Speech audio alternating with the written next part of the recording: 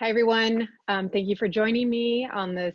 In California, it's a bit of a dreary, dark morning, but I am very grateful to be here. I'm also grateful to be part of sexandrelationshiphealing.com because as we're dealing with this coronavirus pandemic where we are all social distancing, I love that nothing has changed with sexandrelationshiphealing.com because we have always been putting connectivity, accessibility, and anonymity all together on a website forum. And I'm just really grateful because now I think this is going to give a lot of people opportunities to use this medium to learn more, to connect, find support, find expert information. And so again, I just want to say I'm grateful for sexandrelationshiphealing.com for making this all possible. So my name is Kristin Snowden. I'm a licensed marriage and family therapist in the state of California. And this is not therapy, but my webinar is often focused on relationship toxic kind of dynamics and how to get out of them or how to identify them. Today, I'm going to focus on a myriad of relationship struggles and how they are magnified under these isolation, high stress kind of circumstances. Right now, California is almost a month into their stay-at-home orders. So lots of family members have been stuck in close quarters. And I am constantly thinking about my clients and people on sexandrelationshiphealing.com and beyond who were in the middle of marital crises when this hit. And they all kind of have to be around people that they don't feel very safe with, that they're very fearful of, on top of an environment where there are literal threats to our health and safety and well-being. So I'm just going to try to give you a little bit more how-tos to put a language to what's going on in your body when you're experiencing all this trauma and stress, and give you a couple things to look out for from what I've seen people struggle with when they're in these states of long-term, drawn out, protracted trauma and stress. So first of all, let's talk about really fast, what is trauma? Everyone currently is in a state of trauma, and let me tell you why. Because trauma is defined as something that catches you off guard. That's something that you feel ill-prepared for, and where there's very defined fears of health and safety and well-being. Safety, so our brain likes predictability. We are in a calm, content state usually when life is moving along in a predictable way where there's patterns, things that we can kind of measure or predict or guess. Everything right now is extremely unpredictable, and anything outside of predictability, our brain interprets as a severe threat. And so it heightens its alert system to kind of assess for what's going on because things are happening around us every single day, every single hour that are outside our realm of predictability. And our bodies will probably really be struggling for finding some level of predictability, some level of normalcy, et cetera, structure during this time. And don't forget, the family members or whomever you're quarantining with or around are also going to be seeking that out as well. Trauma is also when we experience feelings of disconnection. So when abuse happens, we will be disconnected from our mind and body. When we're in a state of heightened alert, heightened hypervigilance, hyper stress, our thought system, our executive functioning system that vets good judgment, impulse control, this is the next best thing, is disconnected and broken off from our emergency response system of assessing danger and figuring out how to respond in the state of danger. So trauma is an experience of disconnection from our bodies, from the literal experience that we're having in a room, in our place in history, in our place in the realities around other people. We're all disconnected from that because one of the main things that happens is our prefrontal cortex cannot be fully functioning. And that's the function that makes us feel connected, present, stable. That can't be functioning while our hypervigilance stress response is on at the same time. So we will feel disconnected, but right now, because of this whole social distancing concept, we're literally disconnected. So we are literally not able to be around people.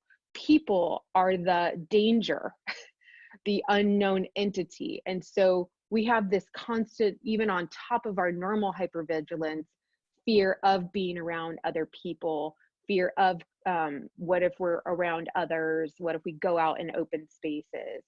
The other component to trauma is that there's a loss of time. So as you may know, as you've been in this marital crisis, as many of you are currently in or recently in, and that's why you're chiming into these webinars, there's moments where you're fairly certain this is never going to end, that you barely remember when you were happy and when a day went by where you didn't cry or you weren't overwhelmed or you weren't exhausted and in such deep hurt and pain. And so there's something that happens when, again, when we've lost our executive functioning parts of our brain, our perspective on time and time that's passed and memory is all not functioning at its peak. So there's this experience of loss in time that I'm going to be stuck in this forever. But the additional component that's interesting about these particular threats with this coronavirus pandemic is there's a literal loss of time, meaning we, when we're in a state of trauma, are sometimes like, oh my God, when are we ever going to feel normal again? But right now, literally, we're being told this is going to be occurring for an unknown period of time. There is no threat containment definition where we can tell ourselves, don't worry, Kristen, in another 6 months, everything's going to be okay. And you're going to be able to transcend this. Your kids are going to be able to go back to school, all will return to normal. So there's a literal loss of time where your brain can't wrap around some kind of containment. So those are all things that I want you to know are happening right now, and respect that we are all in a state of trauma. So because of that, I want you to respect that your nervous system, your autonomic nervous system, which I've had lots of recent webinars on if you want to learn more information. This nervous system is on overdrive, trying to make sense of what this threat is, the people that are walking out around us, this virus, the financial consequences, the economic and global consequences, constantly trying to figure these threat levels out and how the body needs to respond accordingly, determine what's fixable or how you can mitigate the threat. Or sometimes your nervous system, because it'll be on overload, it'll feel helpless or overwhelmed, it'll go into shutdown state, into like a helpless dorsal, is what we call dorsal vagal state. Because our nervous system is operating in this way, and at the same time, our executive functioning is therefore not getting as much blood supply and oxygen, etc., because it's focusing on survival, I want you to pay attention to things that are going on in life. You have to work even harder to fight to stay conscious in these types of environments. And I don't mean even down to every little activity that you do. Before you do it, you need to stop and remind yourself that you used to be able to do this mindlessly. Drive to the grocery store, text a friend, complete a kind of normal thing at home through the internet, some kind of bank transfer. These things are things that are going to not be going very well for you because of those two components of your hypervigilance being high and your connectivity to your mind and body being lower on the totem pole. So just a couple examples is like post September 11th, my, who's husband now, but fiance at the time, was deployed. He was deployed with the Navy. He was one of the first people to respond. And during that time, the initial days post September 11th, when we didn't know what was happening, I locked my keys in the car 3 times. Because again, just basic things that I take for granted in a normal functioning environment are not going to go well.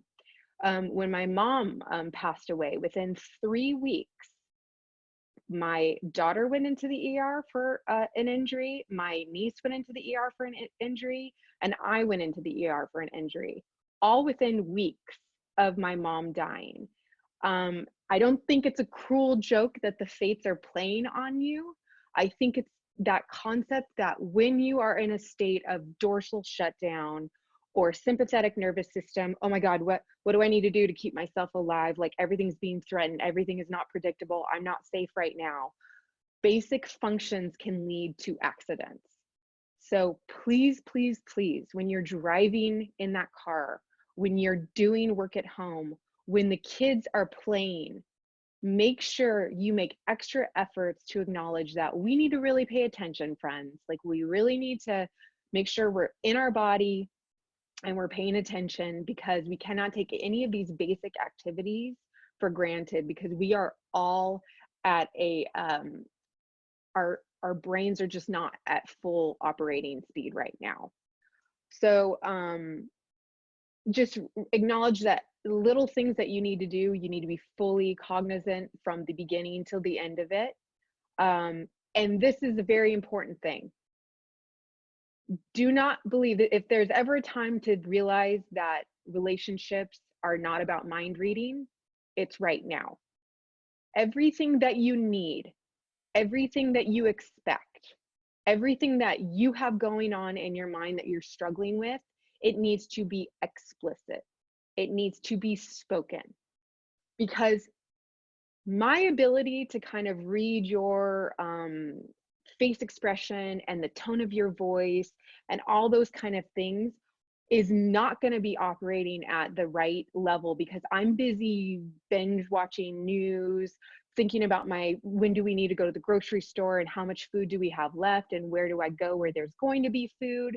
So I am not going to appropriately being able to accurately assess what someone's mental state is, let's say. It's just not going to be as accurate as normal. So know that if I have a need, I need to make it extremely explicit. I need you to do X, Y, and Z before this time. Or I feel like you're really frustrated right now and I need you to tell me what's going on so I can better write the story in my head. Is it work? Is it economic issues? Is it something I said? Is it something that's going on between us? Because I need to mitigate the amount of threats that I'm feeling in an environment. And also remember that the people around you need to be extremely explicit in this kind of stuff, asking for what you need. So ask them very directly, what do you need? Tell me exactly what. Do you need alone time?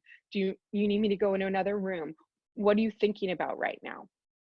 So that goes into this next point, is you need to fight to stay conscious. And the way that you stay conscious, so I mean, I'm here, I'm in this room right now, I'm in the webinar, I'm not thinking about grocery lists or me worrying about my 3-year-old running in and interrupting this live webinar or hearing my kids screaming in the room over there.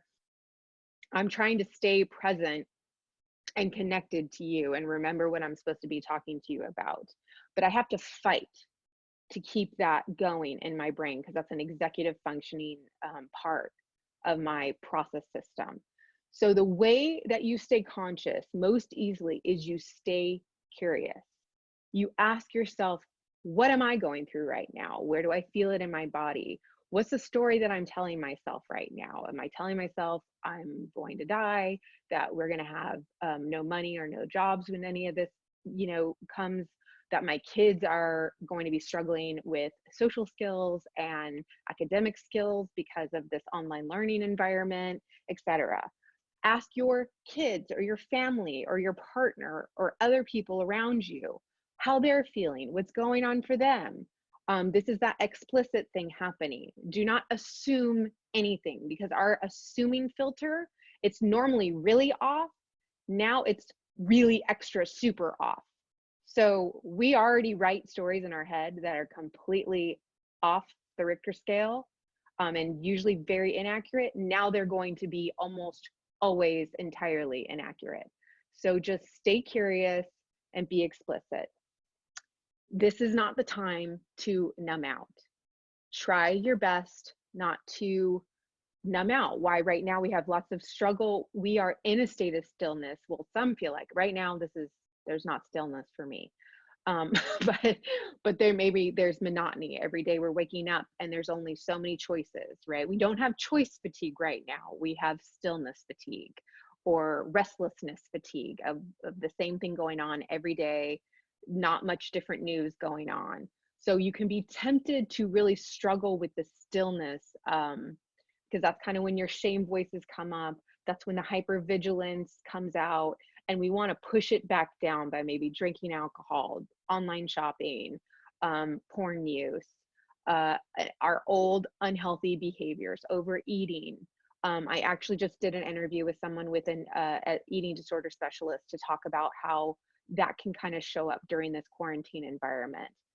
So if you are struggling with those issues right now, please seek help immediately. I can tell you that there are so many great online resources. All these great treatment environments, programs have now put online programs. They're discounting them significantly. And I'm just going to ask you, I mean, all the 12-step communities have thrown up all their support online to Zoom meetings. I have clients who never wanted to, touch Sex and Love Addicts Anonymous or other 12-step meetings, Al-Anon, etc. But now they're kind of willing to try because this online environment is a little bit safer to them. It's more accessible and they have the time now. And so I'm just going to beg you to fight harder to stay conscious and stay connected, and pay attention to how much online binge watching of media you're doing, all the social media outlets that you can get lost in for hours and hours, and also your kids, right, or your family members, how often they're going to those things. Seeking intensity elsewhere. So again, we're in a way of when we're struggling with stillness and monotony, especially addicts, or even partners who are used to, there's been a rhythm of kind of intensity and crazy going on of, is my partner acting out? But now maybe, kind of catch them in lies, getting angry at them about X, Y, and Z for what they're doing. They've found that their nervous system has been used to a cycle of kind of deep intensity of catching someone's secrets, lies, etc. That if and when things might calm down, there might be a tendency to kind of almost like seek out fights, seek out somewhere else to kind of keep that rhythm going. So I have in here intense fights with loved ones. That can happen just because you're all on top of each other, but it also can kind of sometimes be a side byproduct of you've been used to having these really intense drag out fights, and so it's just part of like the time to go at it again. But sometimes, again, I want to validate, sometimes these fights are just a part of, we're struggling.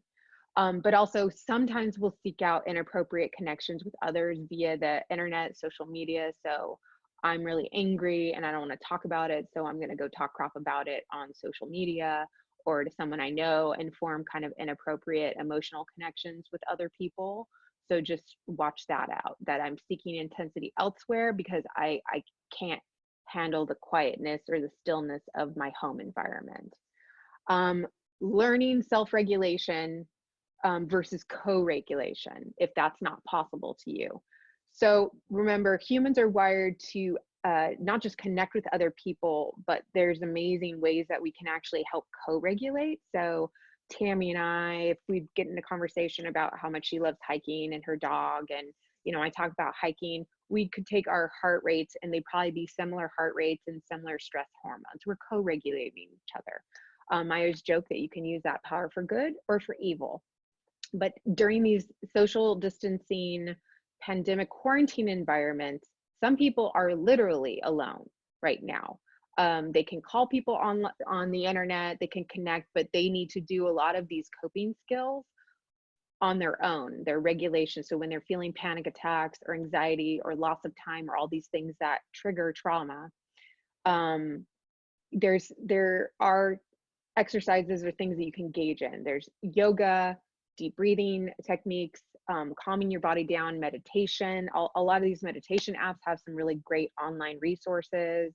There's a lot of great free yoga online that you can, these are things that are trying to get you back into your body, back connected to your body. Deep breathing calms your heart rate down.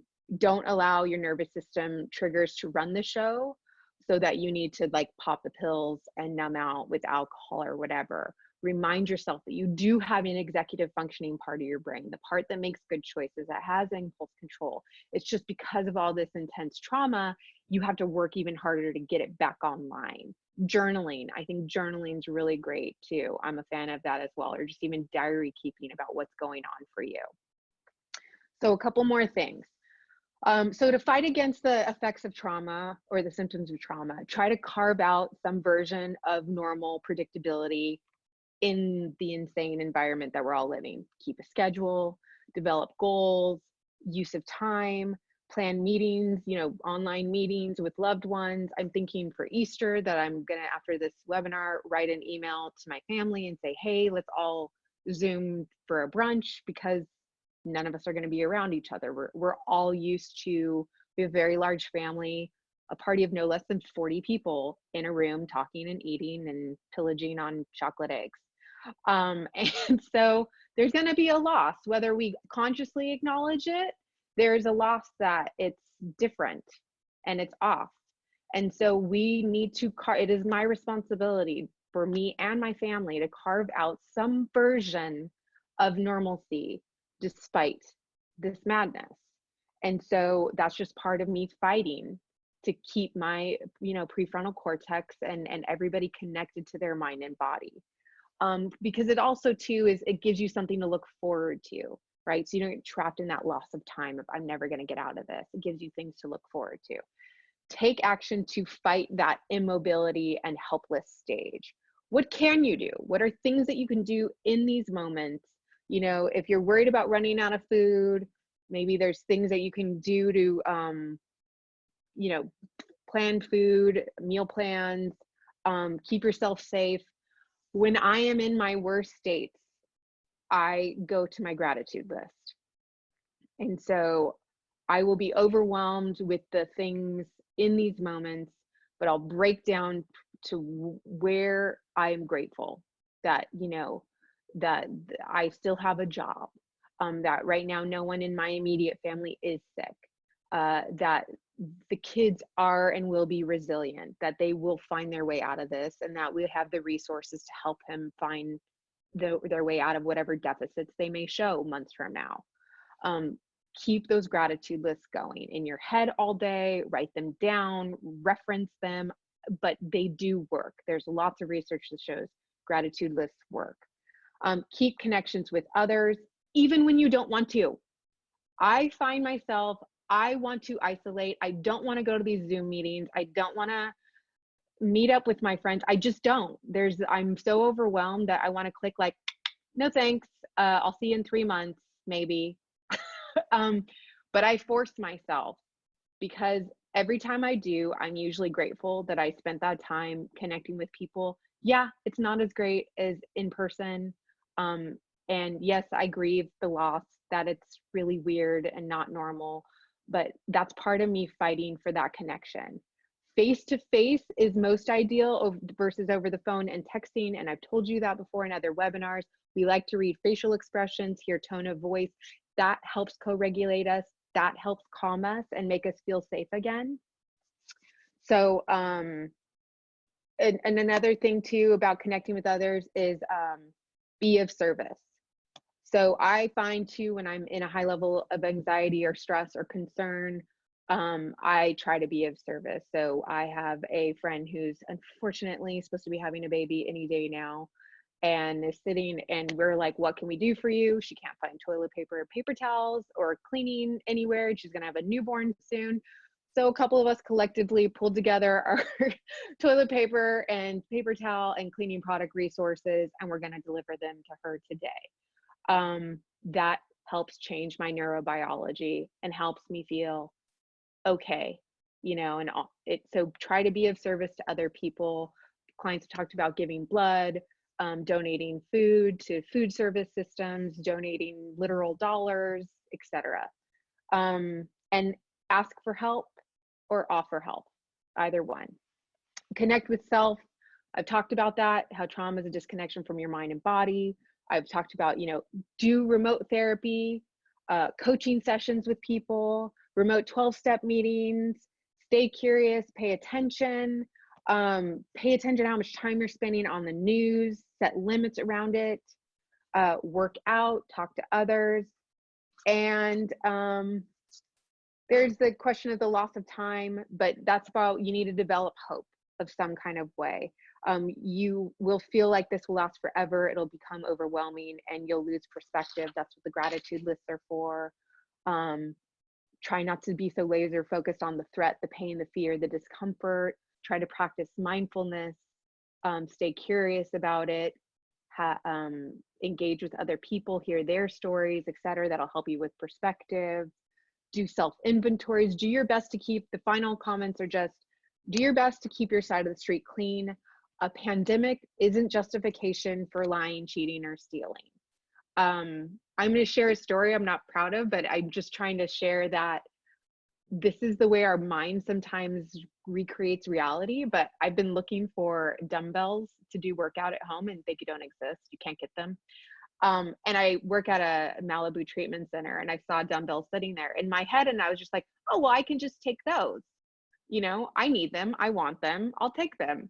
And then obviously my rational thought went and I was like, wow, wasn't that interesting how you just had this absurd idea that because you need and want something, you can just go ahead and take it and completely ignore all the laws of morality and other people's needs and what is yours and what's not yours. So that's just an example of how I want to say that when we get in this altered state of reality, we might think that the normal rules don't apply, all bets are off, it's all about servicing our needs and forget other people. So and again, it's not supposed to be a shaming thing. It's supposed to just, I gave you all that neurobiological education to know that it's your neurobiology. It's just literally, its entire wiring purpose is to keep you alive. It's in service of your survival. And it will take a very selfish, it doesn't give a crap about morality. It doesn't give a crap about values. It doesn't care what promises and commitments you've made to your partner. It cares about survival. And so your prefrontal cortex needs to be online to be like, thanks for keeping me alive, but that's not what I do. And I'm going to find other healthy coping skills to manage this. And I got this. Thank you very much, autonomic nervous system. But my prefrontal cortex can turn on and I can work it out just fine. So, and have compassion for others because they're also constantly in a state of hypervigilance. And just so you know that after, when all this dust settles, because it will eventually, that removing the trauma does not actually heal the traumatic experience. So pay attention as things calm down. That does not mean that suddenly your hypervigilance is going to go by the wayside. So it's going to be a long road till we can actually become stable. And I have to say that my concerns about domestic violence increasing is very real. Domestic violence, sexual abuse, child abuse, etc. So do call 1-800-799-SAFE, 1-800-799-SAFE. Get help. It's there. You do not need to stay in that home. You and your kids do not need to stay in that unhealthy environment, unsafe environment. Get help immediately. And seek help as soon as possible if there's any kind of increase in substance abuse, porn use, you're finding eating disorder or increase in disordered ways of eating or exercising, bulimic binging behaviors, you're finding yourself being tempted with infidelity, etc. Get help. We're all here. Sex and Relationship Healing is here to help you. You can email me and we'll get you the resources. That's it. And when trauma and very serious issues like what we're dealing with, where it's just multifaceted, it's the health concerns, it's the threats to loved ones, it's financial insecurity, it's geopolitical fears and uncertainty. So the magnitude of this, you're not going to get out of it unscathed, right? So Right. it's not, I hope I get out of this with my job or money or everyone's going to be okay, because that may not be reality. So I just make it really, really simple. And the story I just tell myself is, Kristin, I hope you get out of this without doing something you're deeply ashamed of. Like, you might not make it out with your job, or you may have serious economic concerns, or someone might become sick that you know and love, but just act in line with what your values and your goals are, and try your best to be a person of honor despite the madness going on, because that's all you can really do. I thought about, in the world we live in, the Stockdale paradox, which is, in a nutshell, he was a prisoner of war, and it was, you always had to acknowledge the reality of, you know, how bad it is in the moment, but still hold that hope for the future, you know, and that was how you survive. That was how he and his men survived in a prison camp. And I thought about, you know, like, I live in the moment and have, you know, I understand, but I also have hope and really do believe in resiliency of people. So I'm so glad you're here. And if they use these trauma pandemics as a reason to relapse, I mean, don't forget, Rob's always been the mentor that taught me this, that when you're faced with high intense stress, you have lots of options. You can seek out your community, you can get help, therapy, you can you know, call a friend, you can do meditation, you can do all these things, or you can act out, right? So do remember that all of the humans on this planet have choices, you know, and in a modern world like ours, we have a lot more choices, a lot more resources, a lot more accessibility. So if someone's excuse is, sorry, I just was too stressed from this pandemic, so I relapsed, it is not your fault. It is not something you did. You did not force this on him. It's not a free pass. There's lots of choices, and there's a moment where they chose that coping skill. You know, like, we are so fortunate, even though part of probably what the challenge of the pandemic is that we're so globally connected, but we're also able to technologically globally connect. So there's a lot of, you know, there's a lot of gifts, you know. I'm You can really use it for good or evil. Yes, exactly. And I'm trying to find the gratitude and gifts. And my husband and I went through some extreme marital issues almost now a decade ago, but probably like 8 years ago.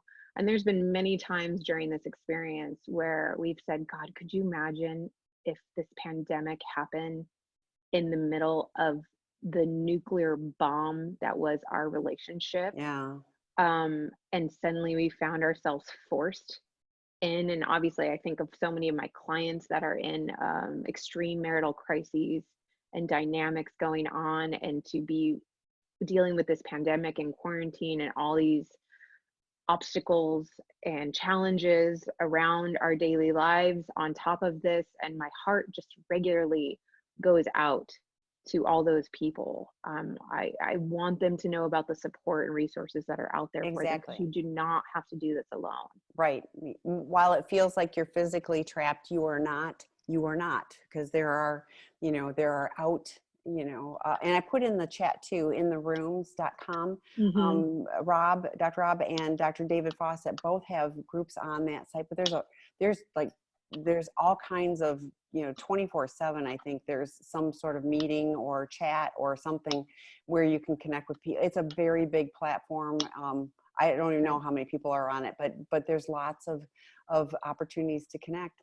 So seek those out. I'm glad you're here. The drop-in group. So if you're a partner today at 12:30 Pacific time, so Wednesdays at 12:30 Pacific time, there's a betrayed partner group, but there's a men's group tomorrow morning. There's another group for men on Saturday or Friday morning.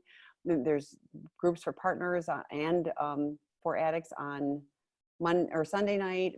There's just, check out sexandrelationshiphealing.com for opportunities to connect. And if you want to binge watch something, you know, Kristin has been doing this for a couple of years, but I know, right? yeah, there's a ton of content.